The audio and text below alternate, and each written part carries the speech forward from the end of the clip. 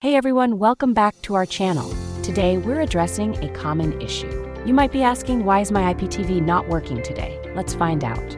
First, let's discuss the most common culprit, internet connection issues.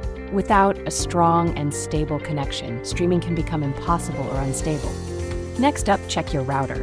It may need a reboot to refresh connections. If issues persist, consider testing your internet speed to ensure reliability. Another possibility is the IPTV server being down or under maintenance. You can usually check the provider's website for any service updates or issues. Also, it helps to clear the cache of your IPTV app for performance enhancements.